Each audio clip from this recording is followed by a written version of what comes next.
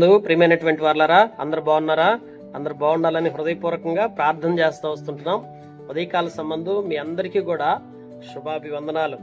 ఉదయకాల సంబంధం దేవుని వాగ్దానం మనం చూస్తూ వచ్చినట్లయితే మార్క్స్ వార్త 10వ అధ్యాయం 21వ వచనం, నీకు ఒకటి కొదవగా ఉన్నది గనక నీ వెళ్ళి నీ కలిగినవన్నీ అమ్మి పేదలకిమ్ము, పరలోకమందు నీకు ధనము కలుగును, నీ వచ్చి నన్ను వెంబడించమని చెప్పాను. చూడండి, పరలోకమందు ధనము కలుగుతుంది కనుక నీకు ఒకటి కొదవగా ఉంది, ఆ కొదవని ఇక్కడ భూమి మీద తీర్చేసుకోమని దేవుడు మాట్లాడుతూ ఉన్నాడు. మనిషి జీవితంలో ఒకటి కొదవగా ఉన్నప్పుడు ఆ కొదవ తీసేసుకుంటే దేవుడు ఆ పరలోక సంబంధమైన ధనాన్ని మనకు అధికం చేస్తూ వస్తాడు. ఈరోజు పరలోకంలో అనేకమైన విషయాల్లో మనం దేవుడు మనల్ని ఉన్నతంగా ఉంచడం కోసం మన కొరతలన్నీ కూడా తీసేసుకోవాలని దేవుడు కోరుకుంటున్నాడు. ఈరోజు నీ జీవితంలో ఎన్నో కొదవలు ఉంటాయి. ఒక్కొక్కసారి నీకు తెలియకుండా నీ అంతరంగంలో ఏదో ఒక రకమైనటువంటి చెడుగు పాపమునకు నువ్వు చోటిచ్చి ఏదో ఒక కొదవతో నువ్వు కొనసాగుతూ ఉంటావు. కానీ పరలోకంలో ధనాన్ని దూరం చేసుకుంటామా దాని కొరకు? అందుకే ఒక దైవజనుడు ఒక ఇంటికి వెళ్తా వచ్చాడంట. ఆ ఇంటికి వెళ్ళినప్పుడు ఆ ఇంట్లో వారంతా చక్కగా ఆతిథ్యం చేశారు. సువార్థికుడికి దైవజనుడికి ఆతిథ్యం చేసి చక్కగా పంపిస్తున్నారు. పంపించేటప్పుడు దేవునికి ప్రార్థన చేశాడంట, అయ్యా మరి ఇంటి వారికి ఏం చెప్పాలి, ఏం చెప్తే బాగుంటుంది, ఏ వాగ్దానం ఇవ్వమంటారని ప్రార్థన చేసినప్పుడు ఆ ఇంటి వారు అన్నారంట, మరి అయ్యా మా కొరకు ప్రార్థించమని వారు అడుగుతూ వచ్చారు. అయితే ఈ దైవజనుడు ప్రార్థించినప్పుడు దేవుడు ఈ వాక్యాన్ని గుర్తు చేస్తూ వచ్చాడంట, వారికి ఒక కొదవ ఉంది, ఆ కొదవ తీసేసుకోమని చెప్తా వచ్చాడండి. దేవుని బిడ్డలారా గమనించండి, ఈ మాట చెప్పడానికి ఆ దైవజనుడికి మనసు రాలేదు. ఎందుకంటే ఇట్లాంటి వాక్యం ఎక్కడ చెప్పగలుగుతాం? వీరు ఎంతో ఆతిథ్యం చేశారు, వీరెంతో మనకి అన్ని విధాలుగా మేలుకరంగా ప్రయోజనకరంగా ఉంటూ వచ్చారు. ఇలాంటి వారికి నేను ఈ వాక్యం చెప్పాలంటే మనసు రాలేదంట ఆయనకి. అందుకని ఏం చేశాడు తెలుసా? ఈ కుటుంబాన్ని దీవించయ్యా అని చెప్పి ఆ రీతిగా వారికి ఆశీర్వాదకరంగా ఉండే విధంగా 4 మాటలు చెప్పేసేసి వెళ్తా మరి దేవుడు చెప్పమన్నాడు కదా, మరి ఎట్లా చేయాలి దీన్ని అని చెప్పి అంట ఒక పేపర్ మీద మరి రాసి ఆ కిటికీకి అంటించి వెళ్ళాడంట. ఏమని? మీకు ఒక కొదవ ఉంది, అది తీసేసుకుంటే దేవుడు మిమ్మల్ని దీవిస్తాడని చెప్పి ఆ మాట రాసేసారు. తర్వాత ఆ ఇంట్లో ఉన్నటువంటి సహోదరి ఆ యొక్క చీటీని కొంత సమయం తర్వాత చదివి అప్పుడు అనుకుందంట, అయ్యో మాకేదో కొదవ ఉందని దైవజనుడు చెప్పి వెళ్ళాడని. ఆ రోజు నుంచి వారు ఆ కొదవ తీసేసుకోవటం కోసం వారు నిరంతరం ప్రార్థిస్తూ వచ్చారు. ఎప్పుడైతే వారు అలాగ ప్రార్థన చేస్తూ వచ్చారో, వారు కొదవ తీసివేసుకున్నారో, వారు పరలోక సంబంధమైనటువంటి అనిత్యరాజ్యానికి వారసులుగా చేయబడుతూ వచ్చారు. ఈరోజు నీ జీవితంలో ఒకటి గమనించు, నీవు ఏదైతే కొదవలతో ఉన్నావో ఆ కొదవలను నువ్వు తీసేసుకోకుండా ఆ నిత్యరాజ్యంలో నువ్వు ధనం సంపాదించుకోలేవు.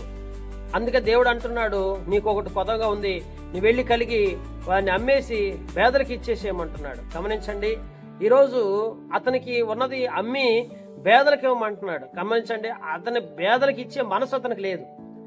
ఇప్పుడు అతనికి పేదలకు ఇచ్చే మనసు లేకపోవటమే అతని కొదవ. ఈరోజు చూడండి, కొన్నిసార్లు అనుకుంటాం పేదలకు ఇవ్వకపోతే ఏమవుతుంది. చూడండి, చాలా విషయాల్లో కరెక్ట్గా ఉన్నాడు, కానీ పేదలకు ఇచ్చే మనసు లేకపోవటం, ఆ పాపం అనేది ఆ నిత్యరాజ్యంలో ఉన్నటువంటి ఆ పరసంబంధమైన ధనాన్ని అతనికి దూరం చేసేస్తుంది. ఈరోజు మన జీవితంలో నీవు ఒకటి ఏదైతే నీ మనసులో దేవునికి తగినట్లుగా నువ్వు లేవో, ఏ విషయాల్లో దేవుడికి ఇష్టడుగా లేవో, ఏది నీకు కొదవ ఉందో ఆ కొదవని మనం గుర్తెరగలిగినప్పుడు నిత్యరాజ్యంలో మనం బహుగా సంతోషిస్తాం. ఆ శ్రేష్టమైన పరసంబంధమైన ధనాన్ని దేవుడు మనకు సమృద్ధిగా ఇస్తాడు. ఆశీర్వాదమును దీవెను మనం సమృద్ధిగా అనుభవించేవారు ఉంటాం. అయితే ఇక్కడ నీలో ఏది కొదవ ఉంది? ఇప్పుడు ఈ వ్యక్తికి పేదలకు ఇచ్చే మనసు లేదు, ఇంకొకరికి ఇంకొకటి ఉండొచ్చు, ఒక్కొక్కరికి ఒక్కొక్కలాగా ఉంటుంది, అందరికి ఒకలాగా ఉండదు కదా. అంటే అందరికీ అన్ని రకాలైన బలహీనతలు ఉండవు, కానీ ఎవరికి ఏ బలహీనత ఉంది, ఎవరు ఏ కొదవలో ఉన్నారు అదని చాలా ముఖ్యమైన విషయం. ఇప్పుడు ఈరోజు మనకు ఒక కొదవ ఉందనుకోండి, ఆ కొదవ మనం తీసేసుకోగలిగితే ఆత్మీయంగా దేవుడు మనం దీవించడం ప్రారంభిస్తాడు. అందుకే నిజముగా ఈ యొక్క వ్యక్తి జీవితంలో ఈ మార్పు కనిపిస్తుంది. అంటే వెంటనే ఈ కుటుంబం ఏం చేశారు తెలుసా? ప్రార్థనలో గడుపుతూ వచ్చారు. దేవుణ్ణి అడిగారు, అయ్యా మా పదవి ఏంటి అయ్యా?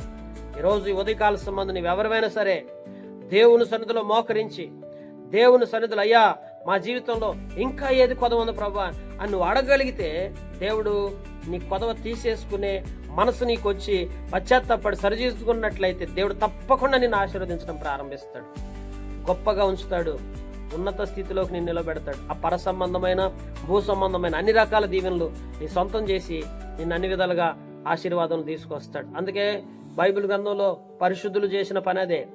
చాలా మంది ఆత్మీయత గల దైవజనులు వారి లోపాలను సరిదిద్దుకోక నశించిపోయిన వారు కొందరు ఉంటే, కొంతమంది తమ లోపాలను సరిదిద్దుకొని ఆత్మీయంగా ఉన్నత స్థితిలోకి వచ్చారు. పేతురు ముమ్మారు అబద్ధం ఆడుతూ వచ్చాడు, కానీ మార్చుకున్నాడు.